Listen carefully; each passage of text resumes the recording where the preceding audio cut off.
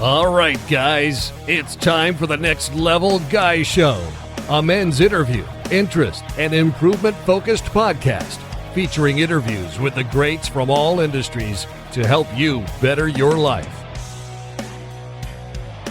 Each week, a new episode features an interview with one of the greats, covering all aspects of their story, from life hacks to tips and protocols that have allowed them to live life on the next level. We then highlight concrete action steps that you can use to improve your life. And now, your host, Ian Dawson Mackay.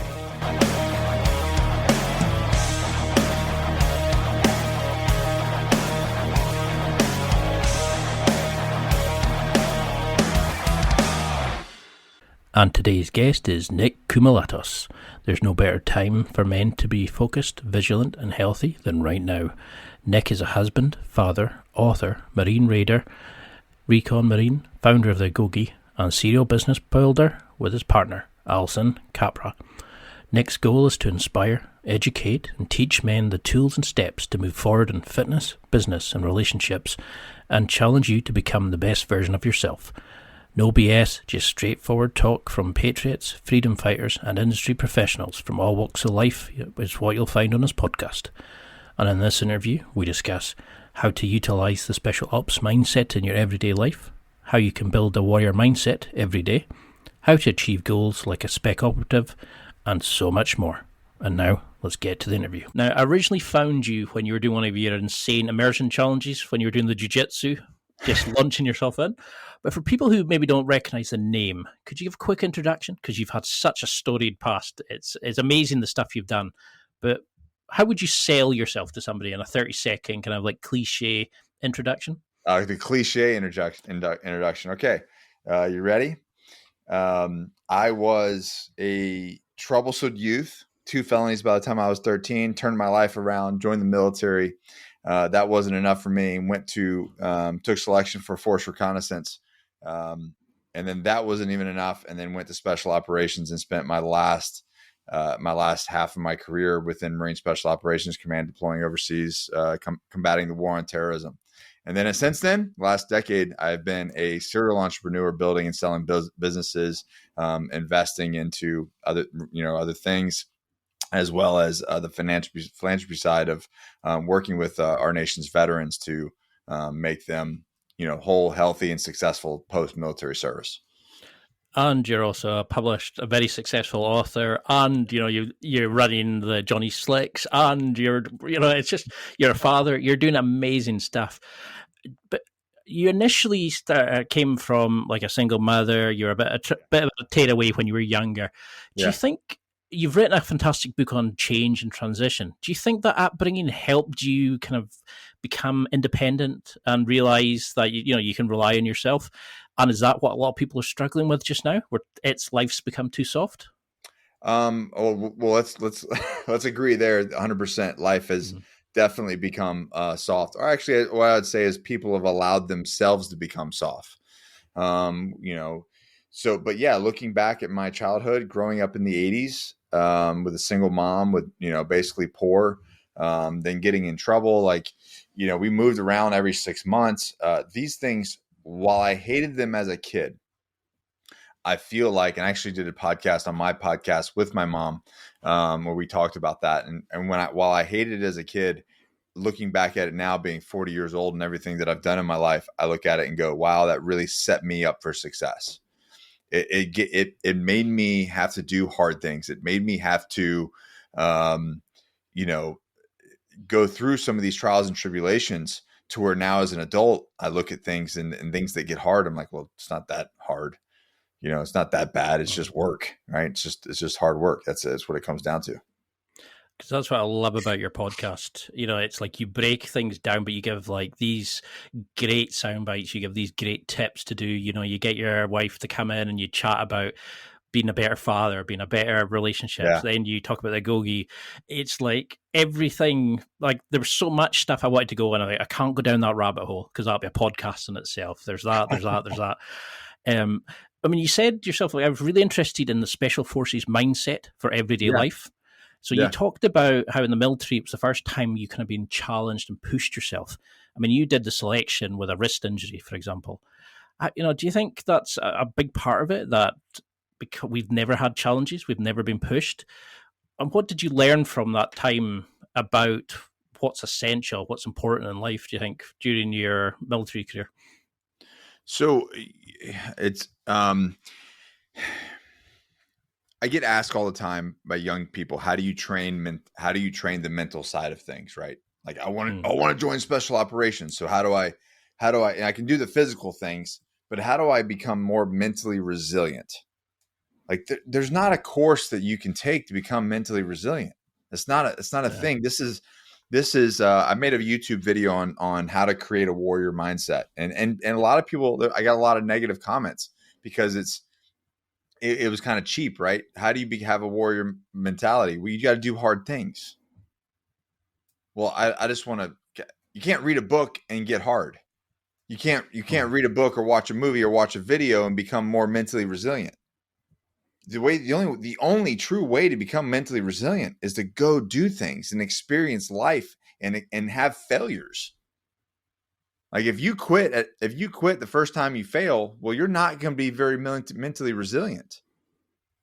That person who's mentally resilient, who is tough mentally and spiritually, is the person who's gone through trials and tribulations in their life and have weathered the storm.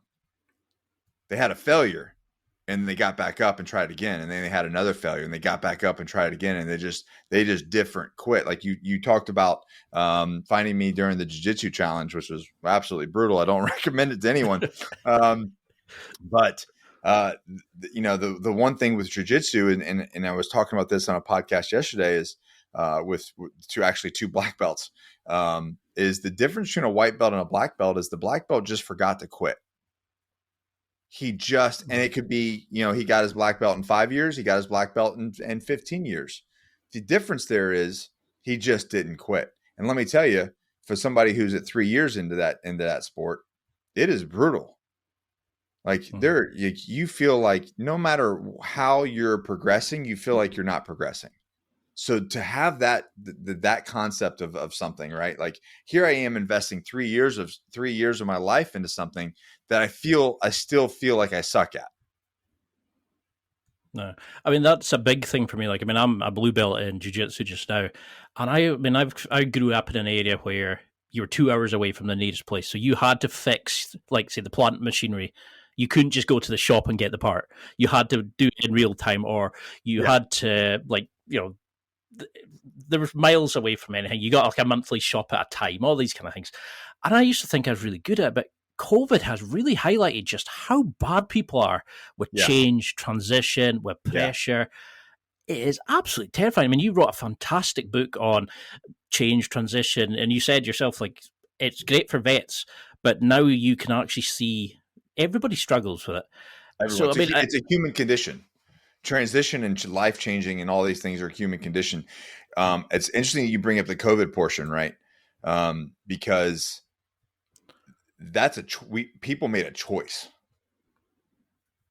They made a choice to fold up, to be fearful, to stay in their house, to mask up, to allow all these things to happen in their life. Then there's other people that just decided to not. Like my life changed a little bit, but honestly, my work environment and my life and my goals didn't change much. Matter of fact, because all that was happening, I made more money and more progress in the past 2 years of my life than I had the 8 years prior. No, it's same with me. I made a choice to. Mm-hmm. I chose. I said, I don't give a shit about any of that. I'm going to move the needle in my life. How do I get more fit? How do I get more fit? How do I get healthier? How do I, get my blue belt? How do I do X, Y, and Z? Instead of saying I can't because of all these different reasons, well, the shutdowns and COVID and I don't have the money. And I mean, I lost businesses over that. Still, even though I lost businesses, got raided by the cops, blah, blah, blah, blah, blah, everything that happened to me during that time, I still was successful. More successful in that year than I were in any other years, even with the hardship. Because that's why I love your always forward mindset. It's like, bad shit happens to everybody, but you just get up and go. And you can just go, like, time's going to pass anyway. You may as well go in and do something amazing with it and achieve something with it. Is that where that mindset comes from? How do we build that philosophy into doing it? Because how can we make a sort of field manual for life? Because So something that I'm going to talk about in my Always Forward mentorship group is the phase line approach. Like, obviously it's a snowball effect, right? If I get somebody that comes on board, right, and they're just a wreck, they're the opposite of me, but they want to get better, and say we start with just like, hey, I'm going to get this guy to meditate. He's in his own head, anxiety, depression, all this kind of stuff. I'm going to get this guy to meditate, start meditating. If you've never meditated and then telling them you're going to meditate for 30 minutes every day for 30 days, it's a bridge too far, right? Or getting somebody who's never, like, say you've never worked out and you're like, you just show up and you're like, I'm going to work out every day for the next 30 days. You hear that the whole time? Yeah. What's the chances that person's going to fail? About 100%. right. Exactly. Right. So it's like, cool. I appreciate your enthusiasm, but why don't we work out 3 days a week? Why don't we get three 20-minute, if you're not working out, let's get 3 20-minute sessions in a week. And we can consistently do that. Well, then we can build from there. We can go to 4, or we can make them, 30-minute sessions or hour-long sessions. And then we can add in a 4th one. Next thing you know, you snowball your snowball effect. Now you are training every day. But look what your life is improving step by step. Every one of those sessions is improving a little bit more. Now you go a month and you did 3 training sessions a week, or 3 training sessions a week for a month. You're going to feel better. You're going to start noticing changes in those 4 weeks. And you're like, okay, I want more of this. There's positive reinforcement, right? And it's the same thing with anything. It's like, you have to start the plan. What is my goal? Okay. My goal is here. I'm going to create a 90-day phase line approach. Okay. To reach my goal. What does that mean? All right, Nick, let's just lose weight loss. All right. The world is fat right now. Everybody needs to lose some weight. Right. So let's look.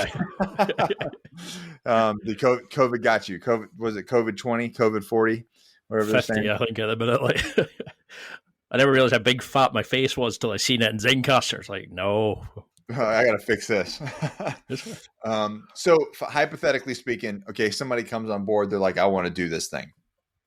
Okay, you're going to lose 30 pounds. And and this can be with any goal. I don't care if it's making money, it's building a better relationship with your kids, your wife, it's your personal growth, it's weight loss. It doesn't freaking matter. And it doesn't matter what it is.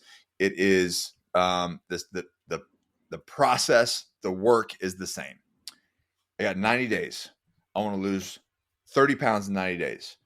That's a lot, right? It's a lot of weight. 30 pounds and actually keep it off is a lot of weight. Now, okay, well, we're going to break this down into phase lines. Well, it's 10 pounds. I need to lose 10 pounds a month. Okay. All right. So I need to focus on a month. I don't need to worry about the 90 days anymore. I need to focus on the month. I lose 10 pounds in a month. Well, how do I do that? Okay. Well, let's break it down into the week. How many pounds is that a week? That's 2.5 pounds a week. Okay. That's still a lot. It's 2.5 pounds in a week. You know what I mean? Actual fat loss. I'm talking true fat, not just water and all the other bullshit and muscle. I'm talking just fat. Okay. So now I got to lose, I got to lose 2.5 pounds this week. Well, how am I going to do that? Well, I got to figure out what I need to do in a day. So I need to lose 0.33 pounds. Is that what it comes out to? I'm pretty sure I've done this a lot, but I always like to check. 0.35. Oh, wow. I got to lose 0.35 of a pound. Now your listeners are obviously in kilos, so I'd have to do that. So, but 0.35, that's a lot more palatable than 30 pounds, right? Mm-hmm. But this is what I can do now. I can go, okay, what do I need to do today? Just today. I just got to focus. I just got to win today. That's it. My sole focus is the shit that I need to do today to lose 0.35 pounds. So what does that mean? Okay, I need to eat this thing, breakfast, lunch, and dinner. This is what I have to eat for the day. I have to walk this many steps. I have to get this training session in. All I'm worried about is today. When tomorrow comes, now I got to worry about tomorrow. And if I just take this freaking thing one single day at a time and build this routine to where all I'm focused on is my day today and what I'm doing, at the end of that 90 days, you're like, holy shit, I lost 30 freaking pounds. No, I love that kind of mindset, that kind of taking a goal and making it smart, breaking it down into like measurable, reliable, etc. And is that the thing that you get taught, do you think, in special forces? Well, that's where it came from. This concept, this phase line approach to planning is 100% came from the military, came from special operations. So if we look at, okay, we go into a country, go into an area of a country, and I go, okay, I need to get this location to this place, but we're over here. So how do we do that? I have to build phase lines approach. So maybe, so looking at it from a military standpoint, you go into an area, it's very hostile, and I want to make it safe. So the first thing that I have to do is I have to clear out the hostility, right?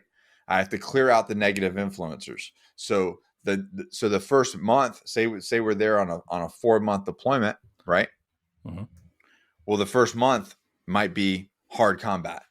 We're planning because I'm going back. Okay, if I need to get to like a stable, secure, I don't know what do you have there, like counties, like what's an area, district, I don't however you'd want to call it, Probably like in the Highlands it'd be villages and probably, like it's probably the same way. Yeah, like you're not necessarily a town, but bigger, that might have like 3 or 4 towns in one area, whatever. So let's call it like a 100-kilometer square area, right? You got 100 kilometers of space that you want to lock down to make that whole 100 square kilometers completely safe and secure for your people that live there, right? Now, what happens outside that, it's outside your control, but your area, safe. Families are going to the market, they're doing their thing, they're going to school, they're living their life, no pressure. Right now, it's not that way, but that's our goal. Okay, so the first month, and we're going to knock this out in 4 months. The first month is, okay, we're going to clear out the negative influencers. All right, how do we find out who those individuals are? Now you start breaking it down to the daily tasks and the daily missions of going and targeting and doing violence against those individuals to either remove them, kill them, arrest them, whatever it may be. Okay, now you've done that. Now you got to move into phase 2. What's phase 2? Okay, we need to establish some security, right? So now we got to establish some security. We got to actually find out who's in the village that either that was a cop, is a cop, or we need to train people. So now we're establishing an internal hierarchy of their own people to maintain security and support in that area. So you see what I'm saying? So you're utilizing these things to, now you're in a training phase, then you're in a secure phase, and then you're basically last phase is, your hold phase, getting these people to hold what you actually created. All right. So I've taken that. That's what I did in the military, but it took me a while to realize, like, wait a minute. Shit, man, this is the same process that I can do with anything. And people are so hung up that they have this goal, they have this vision board, they write it on the wall. I want to be fit. I want to look good naked. I want to make $1 million, but they have no daily fucking plan to actually get there. It's just a wish without a plan. It's what I see the whole time. It's like, everybody that's fine. It's like, but it's fine. But what happens if such and such happens? And you're like, well, that's why I love, like, I interviewed Dean Stott, who's on the SAS program. Great dude. Great. Dean's a great guy. Yeah. And I've interviewed like a few people who've been in the military services, like Jay Morton and people like that. And I love that mindset of like, they're not the epitome. They're the perfect example of somebody who, when shit starts flying, and the hostage isn't in the place you want it, or something, the bad guys come around the corner, you kind of go, when Murphy kicks in. You can't stick to the same plan, and you've got to think on the fly. And, Dean was talking about hot debriefs after, about like how to improve it, what could go wrong, what went better, etc. He was talking about like weapons dumps, safe houses. Like you could see the planning that goes into it.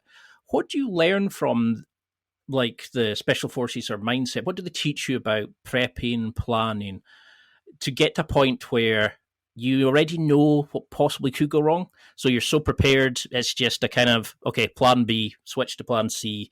Yeah. So that's where you build contingencies and that's this is where experience comes into play, right? Obviously, a new guy coming in, say you get one of your listeners who's just, I mean, as fucked up as a football bat, right? It's just, you know what I mean? They don't know anything, right? But they want to learn. Obviously, that guy on a team, he doesn't even know what questions to ask to build the contingencies, right? So this is where experience comes into play, to where, yes, you think out everything that could go wrong. You plan accordingly to where you do build in contingencies and plan Bs and plan Cs, because no plan survives first contact. And this is where you have to pivot. This is where you have to figure it out. I mean, the other option is what? You just quit? And then what? You're never going to reach your goal. And especially in your hostile situation. Yeah, exactly. And especially in that, I mean, what's great about in the civilian world with reaching your goals and making money and losing weight, no one's going to die for most of the time. You're just going to fail. The only thing that's going to die is your ego, your pride. And does this sort of link into your Mayday trigger that you've talked about, where people kind of are doing great until, they have a late night, they have an argument with the missus, the kid plays up or something, they can't get their work in. How do you start working with people and going, hey, that's BS, get on with it, switch your mindset back? Listen, I'm empathetic. I get it. You know what? I love the things that says no bad days, right? I love to say no bad days. At the end of the day, I like to say no bad days, because it's a mindset of like, listen, no bad days, no matter what happens, because this is what's going to happen. No matter what happens that day, which we all know, your tire's going to blow, the missus, something happens with the missus, the kid lost his lunch or gets in fight in school. Like, you're going to get derailed. So what? You got derailed. No big deal. It's your life. What do you do the next day? The same shit.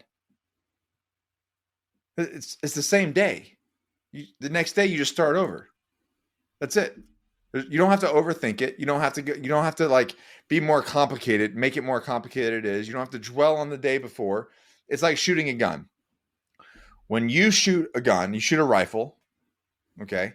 As soon as you squeeze that trigger, there is nothing you can do about it. That round is going down range. You can't move it. You can't bring it back. You can't adjust it. It is gone. You have zero control of what happens after that round leaves the chamber, leaves the barrel. So let it go. It's gone. Adjust your rifle for the next shot. If it didn't hit, if you weren't on target, then you adjust. And you take another shot. That's a great way of looking at it. I never kind of thought about it like that. Because I love how, when I was like looking through your stuff, you've got the pillars of like the physical fitness, you've got the pillars of like building your tribe and stuff like that. And, and I was like, this guy's awesome. And then I remember your tattoos about the Agoge training. And I thought, he's into Sparta. This is all I need to get to this. Where did that come from? Like, have you been sort of inspired by that? Is it when you were a kid? Where does that philosophy? I'm obviously, by my name, I'm Greek, right? And my half of my family is from the Lycandamian Peninsula. The other ones were from Samos, an island in further east of Greece, closer to Turkey. But that kind of warrior mentality, that kind of training and mindset has always been a part of me. And I think it's something that gets adapted into the military. It's like, when you're in special operations, what do? You're not a cook. You're not a thing. What you do is you are a war fighter. That is your job. So to kind of take that and to always be the warrior. And now for me to take a step back and be like, I choose to be the warrior in the garden. You've seen heard the whole Sun Tzu thing. I'd rather be a warrior in the garden than a gardener at war. And why is that? Is because me personally, I want to be in the garden. That's where I want to be. But if the time comes or the need to be there, I would much rather be the warrior in the garden than the gardener that's getting thrusted into a bad situation and into a war. Because he is ill prepared. I can learn how to plant shit. I can learn how to be a hippie. I can learn how to be at peace. I can learn how to meditate. I can learn how to do all these other things. But it takes a long time to be a warrior. It takes a lot of time and experience and to learn how to be a warrior, to have a warrior mindset. That's a lot of work. That is an enormous amount of work, and it's an enormous amount of true pain and failure to get to that point. But that means my mindset is right no matter what. No matter what. When drought comes, I'm still a warrior. When famine comes, I'm still a warrior. I will endure when the gardener at war is not going to endure. He's fucked. This is why I knew I had to get you on. It's just like listening to your podcast. I'm like, it is life changing, and it's great to see that you're using the skills that you learned, but you're not just, oh, I'm a great guy because of it. You've decided that your mission is going to go and help veterans, and then you're like, but everybody could benefit from this. Be a better husband, be a better father, be a better man. And I love that kind of. You've got a similar kind of goal with me, and you're doing a lot better. But how do you utilize the Spartan philosophy of, you're a warrior, remove this being slaves to our emotions? Because everybody thinks they can win a fight till they're punched in the face. Everybody thinks they can get the girl until they actually have to walk up to her. Yeah, well, you're a BJJ guy. So like, how many times have you come in? Have you heard that like, oh yeah, well, no one's tapping me out because when I go in there and I see red, I'm a maniac. It's always the trial guy that comes in. Yep. Yeah. No one's gonna get me to tap. It's like, okay, like first 30 seconds, you're already done. The 150-pound girl rolling them around, and you're like, yeah. Which happened to me.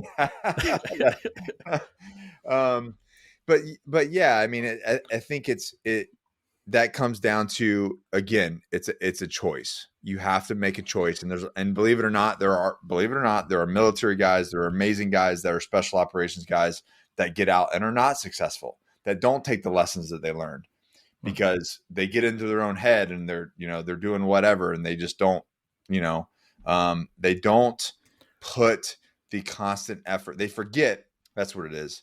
They forget that selection is ongoing.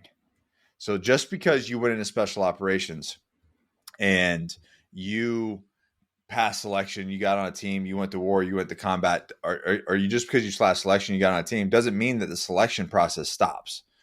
You're constantly being selected. You're constantly being judged. Everything is ongoing. And I think sometimes when our warriors get out of the military and they come back home, they think, oh, I made it. I'm here. There is no point of destination. There is no finish line. There is no, like, you build your body to a certain level. You're never going to look at, no one's ever going to look at their body. Same with jiu-jitsu. They're no one going to look at their body and be like, yep, I did it. This is where I want to be. There's always something to improve. There's always a percentage of fat to lose. There's always a percentage of muscle to put on, a percentage of muscle to lift, and a strength to lift. There's always a little bit more money to make. But jiu-jitsu, like, I don't care if you're a black belt. You're gonna go roll with somebody who's gonna beat your ass. There's infinite levels to the game. And if you make the decision that you're done where you're at, well, that's where you're stop. If you quit at something, that is your limit in life. You're done. There's no more growth, no more experience you're going to gain. You quit on yourself, and that's as far as you're going to get in life. Because you see that a lot recently with a lot of young people. It's kind of like, yeah, I go to work, I go home, and I'll sit and watch the soaps. And you're like, well, what else do you do? Oh, 9. And I just think it's like they've given up. And that's why and that's their choice, right? That goes back to Mm. choices. If that's the life I have no problem. If you want to work a part-time job at 40 hours a week and go sit on the couch and be fat and watch your soaps, then that's cool. Do that. I don't care. Don't change. Don't yell at me about anything. Don't affect how I do things. Don't have an opinion on what I do. That's you. What I have a problem with is the individuals that do that, but then complain they're not fit enough. They don't make enough money. They're not reaching their goals. You're not doing their dreams. I wish I did this. I wish I had that. Yeah. But they're not. They're doing jack and shit about it. And do you think that's like because we've never been to war? A lot of people they've never had to challenge themselves. So things like jiu-jitsu, combat sports, giving back, these sorts of things. Like, would you say because you've got like this sort of great setup of the different pillars of creating a better version of themselves? Do you have like set physical benchmarks you think people should do? Do you have set ways of building a tribe, building the pressure in their lives? How do you start working with somebody to get them to be the better version of themselves? Are there habits that you would introduce into their lives to help them on the road? Yeah. So one of the things that we do with the Agoge is we sit down with a client and we talk the fact that they reach out to us to talk to us and then to sign up and put their money where their mouth is says a lot, right? And we're not cheap. And the reason why we're not cheap is because I want the people who are truly invested in making changes. I don't want, we have a thing here called, I don't even know if it's international, Planet Fitness. Oh yeah. You heard of it? Mm-hmm. Is that the one you get free pizza with a workout? Yeah, there you go. You get free pizza to work out. It's like $15 a month. There's no value in that. So if you look at someone, if you take, and I was actually having this conversation with one of my coaching clients today. If you take two people, one's a Planet Fitness person, $25 a month or $15 a month. The other one goes to a gym that costs $299 a month. Two different people. One person's paying 25. One person's paying $299 or 50. $15.25. I don't even know what it costs. I know it's cheap. I think it might be $10 a month. It's something ridiculous. Who's going to be the more in shape person? The one with the less crap, shall we say? Not the Planet Fitness guy. Not the Planet Fitness guy. Why? I think it's because it's too easy. It doesn't challenge you. No value, right? Mm-hmm. If you're paying $299 a month to go to this gym, do you think you're going to use it? No, you're going to justify any excuse not to. No, the $299 one to go. Oh, sorry, yeah. You're going to go to that one, yeah. Yeah, of course, right? You're like, shit, I'm spending $300 a month. I got to get my use out of this. So what it comes down to is, what do you value? What do you value? And if you're going to reach your goals, so if I get a guy, he comes on board, pays the price, then I sit down with him. We sit down with him. We go, okay, listen, call him Mike. Hey, Mike, what are your goals? Okay, these are your goals. Now tell me your top 4 priorities in life. Okay, tell me these priorities. Let's talk about your routine. What do you do in your day? Well, wait a minute. Your routine, the things that you do in your daily life, from the time you wake up to the time you go to bed, does not align with your priorities, your goals. So are they your priorities, your goals, or is your priorities and goals messed up, or is your routine messed up? Now, most of the time, the routine's messed up because they don't know how to build it to get there. You know what I mean? So when you were in the service, what would they be doing? I mean, away from actual combat situations, is there do they focus on your mindset training? Do they focus? I know they would focus hard on the physical characters, but what are they doing? Is it planning, prepping? Is it maintenance? Why do they instill these kind of like habits in you that makes you like the best of the best? So it's interesting you say that, and you would think that there's like this robust training thing for the mentality portion, right? To get yourself mentally ready. There's not. Yes, every once in a while somebody will come and speak and share some information or something like that. Do you know what we do? we train. We train to the point of exhaustion, and then we train some more. And then we push ourselves and we train some more and we do hard things. And when we're not deployed, we're training. We're either training physically or we're training mentally. We're running war games. We're running exercises. We're in training. We're learning new things. We're testing everything that we do in special operations. There's a test at the end. You're constantly testing. You're constantly having to pass something. You're constantly getting put into situations where you have to succeed or fail. That's what people don't understand is like, you can't listen to a speech. You can't listen to a podcast. You can't read a book or watch a movie, watch a video on YouTube to become mentally resilient. The reason why these guys are so tough is because they've been put in tough situations and had to either sink or swim. So what other sort of similarities do you see between top performers? Because I see, like, with the people I interview, I see some like very similar characteristics, some very similar mindsets, the way that they take on things. For the guys you've worked with and the people that you really see excel, do you see similarities in their mindset, their approach to life that you could sort of categorize, or does it just it's what the person does with their life more than who they are as a person? Well, I think a couple different things, right? Like, you're looking at special operations guys, you're looking at selection processes, right? For anyone in the world. Like, you look at the SAS, you look at like guys, the SBS, like the guys like Dean. Dean's a great story. Matter of fact, what a just amazing story. But if you look at all of those individuals and their selection processes, for the people that you see, I'll tell you this right now, there's about 90% of them that you don't see.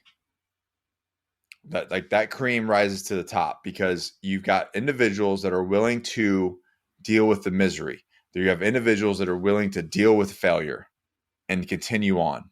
Vice the individual who does not continue, that does not deal with failure. They quit on themselves when things get hard and they go away. They fade off. Those people are gone. And those are the same people that in life, if they don't take corrective action in their life, will always hit a roadblock. They'll always have that limiting belief factor. I can only make so much money. I can only have this type of girl. I can only have this type of job. Like, their belief is here, and they'll never exceed the limit. Have you ever heard me talk about the elephant and the rope and the stick?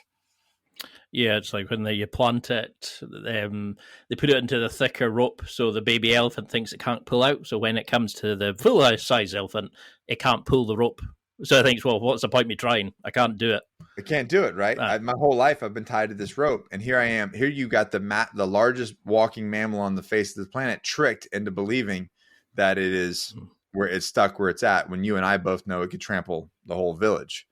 Yeah. But it's been trained, it's been conditioned. Well, I look at us as a world, us as a society. Majority of people have been trained and conditioned to be put in little boxes, to be put in certain economic structures. Right? You were born poor, you're going to die poor. You were born, your family's overweight, you're all fat. You're like, well, you're just big boned. Well, that's funny because I've never seen a big bone skeleton yet. So I'm pretty sure when we all die and rot away, we all look the exact same. So that's a lie. I can only make so much money. I can only have this much education. I can only do these things. These are all lies that you've been told or you're telling yourself. But if you can get somebody to truly believe that there is no limit, there's no ceiling, there's no point of destination, there's no finish line. It's just about constant growth. It's constantly about moving the needle in your life in whatever way you can. That's a powerful person. It's time for a quick break.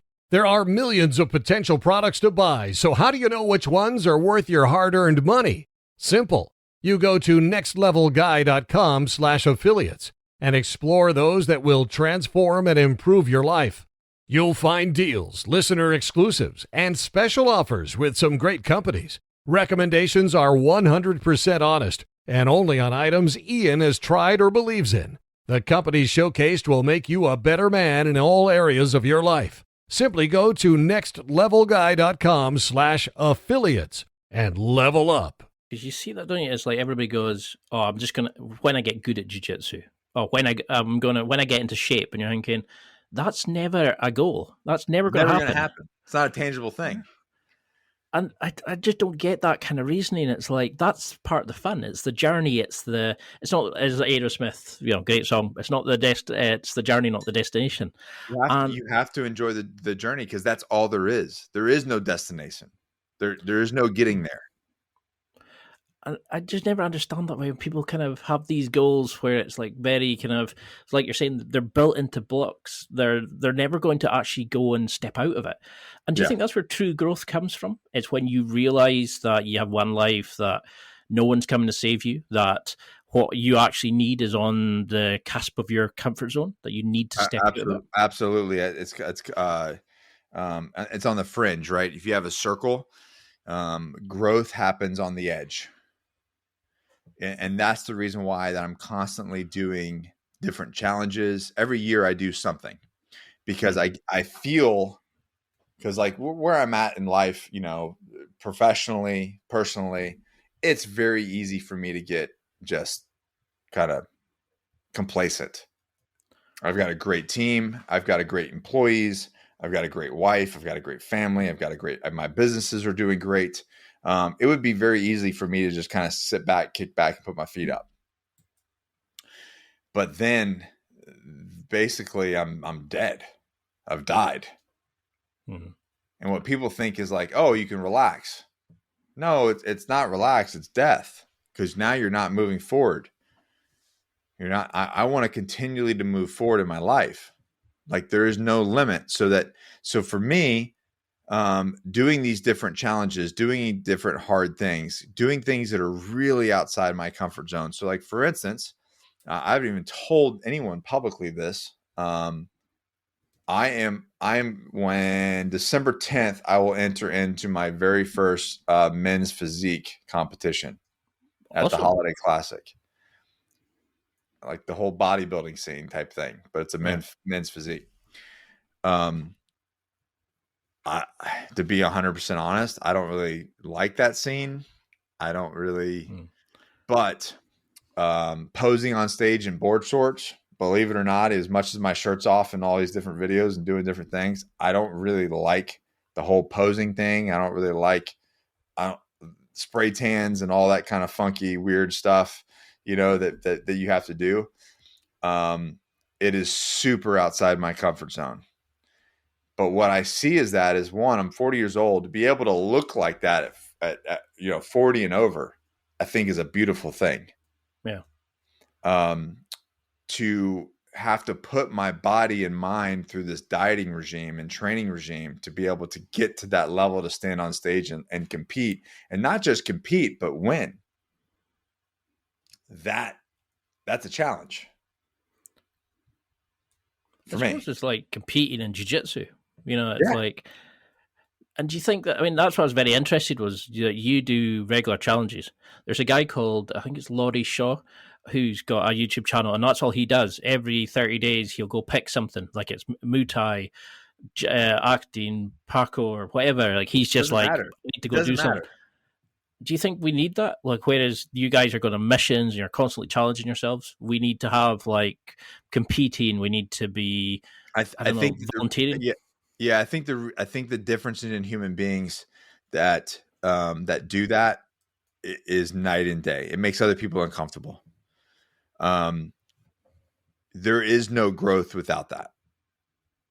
So the people that are constantly doing that, imagine if you just could learn one thing. If you were like, you know what? I don't know everything. I want to learn one new thing a day.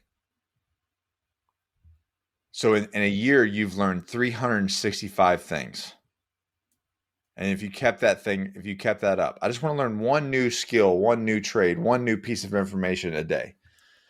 What does that look like? But it goes back to a choice, right? That's a very different type of individual. Now, there will always be the individuals that don't do that. So how much easier is it for the few that say, I want to grow. I want to be better. I'm going to make the choice to be better. How easy it is to stand out amongst everyone else and to rise, the cream rise to the top. It's easier now than ever. But how do you know you're on the right track then? Because I've noticed that with a lot of people is they come out of, say, like the services, they come out of a job or whatever, and 6 months down the line, they're suddenly going, I don't know what I'm doing. I'm in a crappy job. I'm in a crappy relationship. Whatever. How do you monitor this change? Because you've written The Excommunicated Warrior, so you've written about change and transition and things like that. Yeah. Where do you see guys going wrong with not so much just their goal setting, but also how they monitor it, how they achieve it? Because I look after PhD students, and their planning's great, but they can be 6 months down the line and go, "Oh, that's experiment's completely wrong. I need to restart it." And so it seems that you just answered your own question. Mm-hmm. So everybody's like, they get out and they're like, well, I want to follow my passion, but I don't know what my passion is. So how do you find your passion? That I don't think I would know myself. Do you think sitting in your house is going to find you your passion? Just sitting on the couch watching the telly? Not going to happen. You have to go down the journey. Yeah, guess what? 6 months. I did not get here. I'm not on the same path that I started 10 years ago. 10 years ago, I was on a completely different path. But if I did not walk that path, it would not led me to this. If I would have quit down that path at some point, if I would have thrown in the towel, rung the bell, raised my hands, throw my hands up, I would not be here either. So the way to find the thing, like you're talking about your PhD students, like in 6 months, they go, well, shit, I got to rethink this whole thing. They're not starting over. They're not starting over at all. They've just found a way that doesn't work. They just found they're 6 months in. Yeah. They have 6 months of experience. They're 6 months ahead of the other guy. So yes, they're pivoting to a different direction. They hit a fork in the road and they decided to go right. But they're still 6 months ahead of the guy behind them because they're walking down the yellow brick road. So like the whole thought of like, oh, I failed. No. Like you're not starting over. You're not starting from scratch. You're 6 months, a year, 2 years, 3 years in. It's like when you get in jiu-jitsu. As soon as you get a new belt, you're like, I'm shite. And you're thinking, you've just been promoted. You've just been told you're better than you were the last 2 years. And the people go, oh, I'm just crap. And you're like, how does that mindset, how do you break that mindset? And it's like, it's the journey. The whole thing is the journey. And the more people that I know that are super successful, and Ian, I know some successful people. Guess what? They're all fucking figuring it out, man. The difference between somebody that doesn't have it and someone who does is the person who does is walking the journey and they're just figuring it out. They have a lot more experience and they're just figuring it out as they go. I've certainly noticed like a lot of the top performers are more likely to like speak out and say, I don't know it all. I need help. And when you've worked in a brotherhood where you have to watch each other's backs, bullets are flying, you're working with some amazing training partners. You've got like your Johnny Slicks team, seem friends more than employees. You've got all these amazing people in your life, same beautiful family. You've got this amazing set of friendships. What have you learned in business, special forces about building your own tribe? Because it's one of your kind of philosophies, but how do we utilize that to... Well, I'll back up one. So one of the biggest things that I've done to catapult me forward faster, create a snowball effect for my career and my success, right? That has been hiring coaches. Why not? If I wish I would have done, that's the one regret. That is the one regret that I have, is not hiring a coach earlier on to utilize someone else's experience for me. Yeah. So instead of me, and now don't get me wrong, I made it pretty far on my own. We built a 7-figure business, But say you're not through, struggling. through experience. But it's like, man, what if I could have done that in 3/4 of the time? So like what a coach does is it takes out a lot of the, now you're still going to fail and you're still going to have missteps. But what a coach does is they're going to limit those. Instead of 15, there might be 3. You're going to get 3 years of results in 1 year versus you doing it on your own, taking 3 years to figure, trial and error. Mm-hmm. Like I want to hack the system. You know what I'm saying? I want to hack the system and get further along faster. So what did I do? Okay, I hired a business mentor. Check, got it. I hired my own. Even though I own a fitness and nutrition coaching company, I went out and hired my own coach. Someone that's going to hold me accountable. Someone I can learn from their experience to where I can take what I learned from that experience and put it into my people. Yeah, that's what I've definitely noticed with it. Like I've interviewed like Jay Cutler, like yourself, Diamond Dallas Page, and that's what everybody was saying is like they always look to where's the expert, where's somebody that can help me with this. I don't know it all. I'm going to get my tech guy in. I'm going to get this in. It's like even with jiu-jitsu is like, okay, I need help with takedowns. All right, who's my wrestler? Who's my D1 wrestler here? I want to work with that guy. Why? Because he can shoot better. He can shoot better than everybody else. And you'll notice they're the first people that says, "Oh, brilliant, cool, right? Let's do this, this, and this." Exactly. They remove the ego. It's the guys that are willing to help are always the highest at ones because they know what it's like and they like imparting their knowledge. And that's what I keep saying to people is ask for help. Don't let your masculinity be tied up in, oh, I don't know, but I'm not asking. I don't want to look stupid. I say stupid shit all the time. Hell with that. Look stupid and ask questions.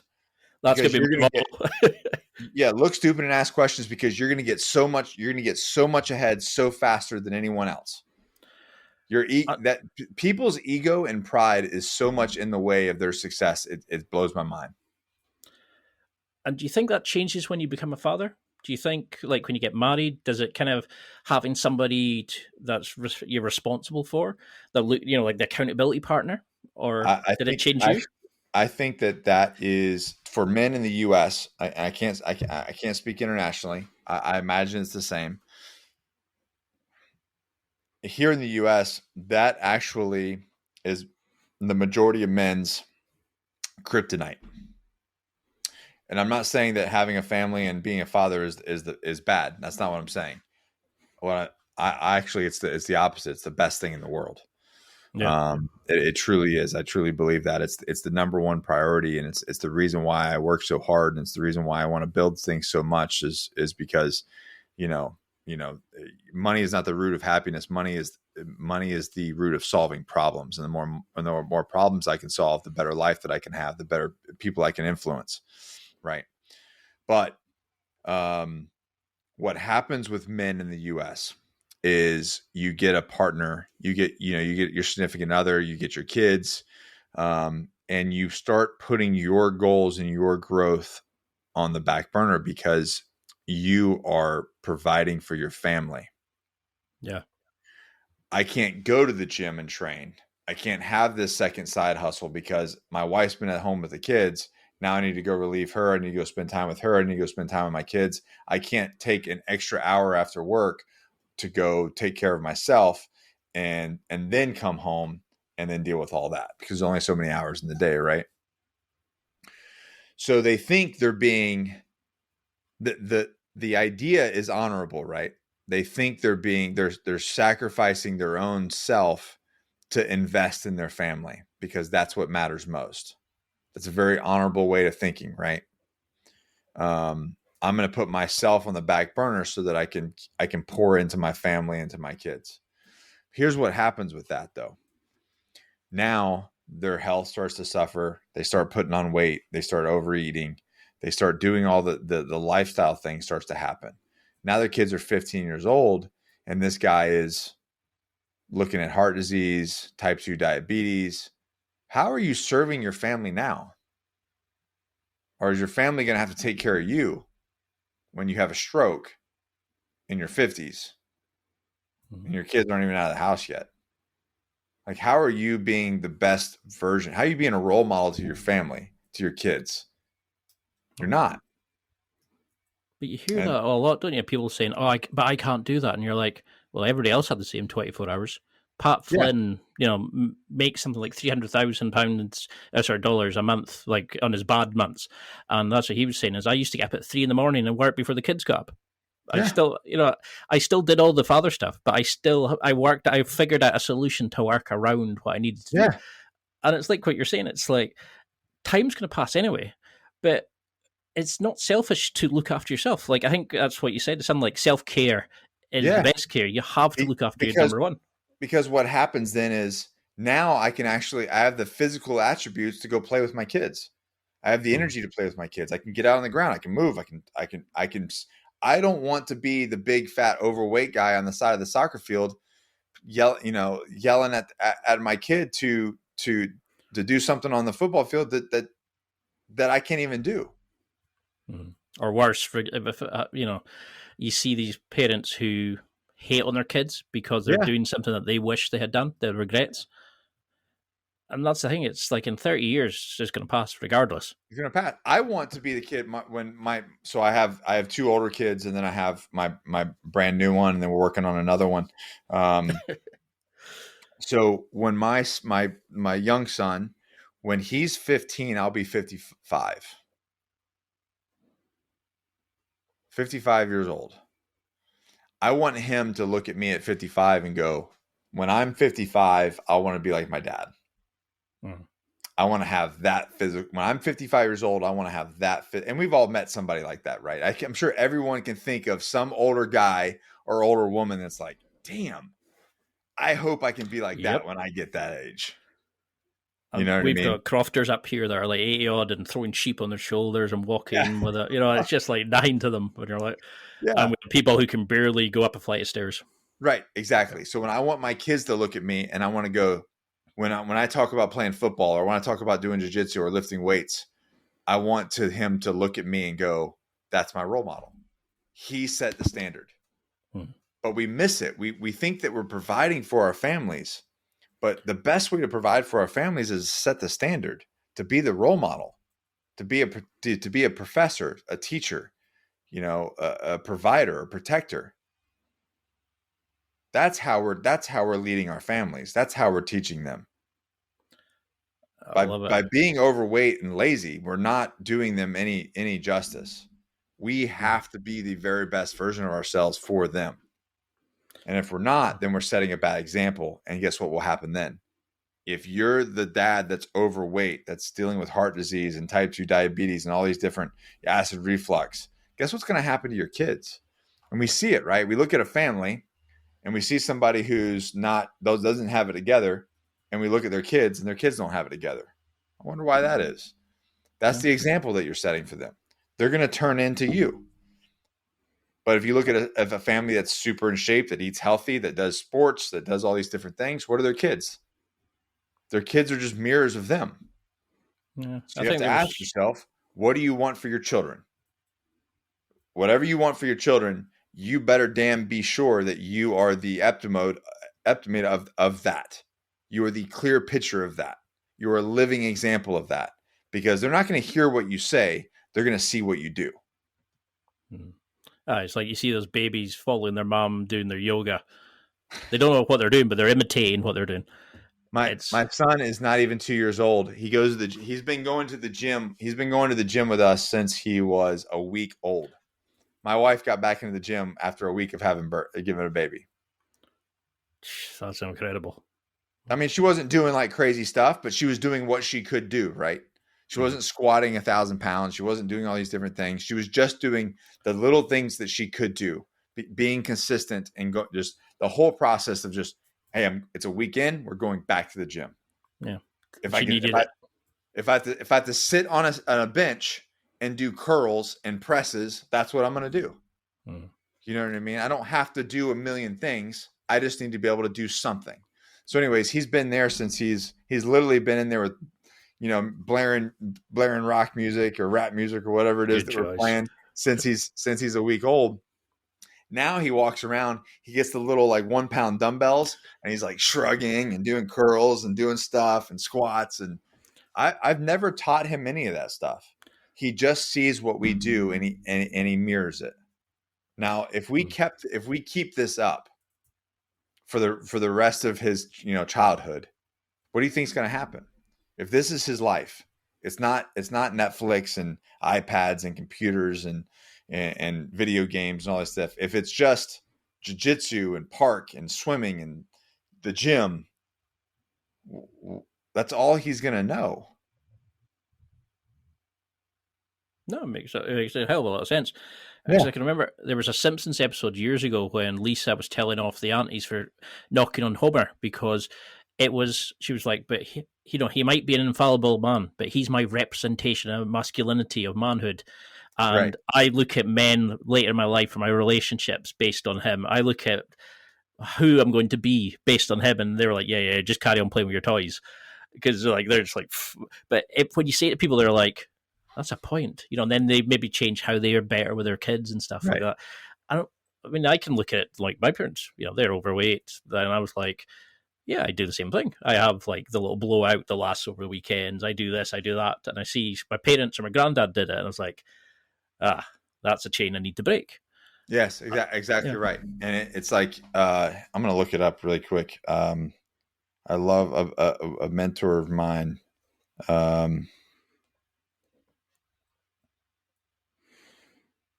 Yeah, here it is. Fucked up kids grow up to be fucked up adults who repeat fucked up patterns until you unfuck yourself. That's a great quote. Right? I can't believe we're on for an hour. I've just literally feel like it's been 10 minutes. And that's why I love it. Like, your podcast is amazing. Like, everything you seem to be doing is amazing. But what do you want the evolution of your brand to be?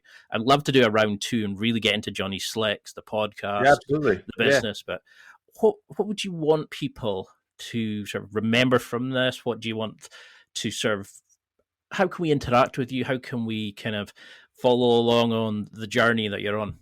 Yeah, the podcast, obviously the podcast, the YouTube channel, my YouTube channel and the podcast channel would be the best place to like kind of keep up with things. But if I'm going to leave somebody with anything, I'm going to say that, at the end of the day, your life and your success is 100% on you. And that's it. Like, stop, full stop. Like, not, you can say, well, the market, this, the environment, this, the government, this, that's all complete bullshit. Like, I there's people around you killing life right now in the midst of everything that's going on in the world. So your success, your life, your examples, your weight loss, your fitness, your health, your money, your everything, your goals is 100% on you, period. And if I could do what my mission is, what my purpose in life is, to inspire, motivate, educate people to live their very best lives. And I do that through coaching. I do that through mentorship. I do that through my podcast. I do that through all the media that I put out. That's my goal. That's even if I sell Johnny Slicks, I have these different things, I will still be doing those things. Those are the things that I will continue to do until I don't breathe anymore, in some way, shape, or form. So if it's you need to lose weight, if it's you need to do whatever, that is what I do. Because that's why I love like my podcast, because I get to interview amazing people like you and go, how are they winning at life? Okay, what can I take and utilize in my own life? Yeah. And I think that's what we need. We need great role models, and you're killing it, and you're doing amazing things. And to take something, like you're saying that you can help veterans who are amazing people who need the help, the transition, and then you're saying, okay, but everybody's struggling with it. Okay, how do I do this? You never seem to be shy about going forward and pushing yourself. And I think that's why I'd love to highlight people like yourself, because you're showcasing what can be done. You can come out, you don't need to lose your identity because you come out of the military. You don't need to rely on that. You can go on and become a better person and keep doing what you're doing. Or you can excel in the military, or you can excel at this and that. Doesn't matter. Yeah. So how can people keep track of you, like in social media? How do we find you on Instagram, Twitter, these sorts of things? Yeah, my everything is my name, Nick Koumalatsos. And I've got several ways you can reach out to me. I have a text community app that I use that to people that are serious about actually, diving in some questions. I can't get everybody on social media, but I do monitor that text app. But yeah, follow me on Instagram, and then that's kind of like the hub these days, and then everything kind of funnels from that. And then the podcast is on YouTube and Spotify, Apple, wherever you listen to it. It's syndicated everywhere. That's about it. I'm pretty easy to find it these days.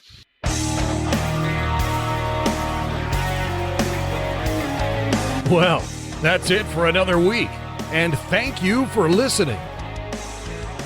It's now time to take what you've learned and use it to develop and enhance your life with the key points mentioned. Listen, try it, embrace it, use it, and crush it. Now's your time to hit that next level in your life. If you liked this episode, then please leave a comment on the show notes or a review of the show on your podcast platform. Everything helps evolve the show. Until next week, keep seeking the next level in your life.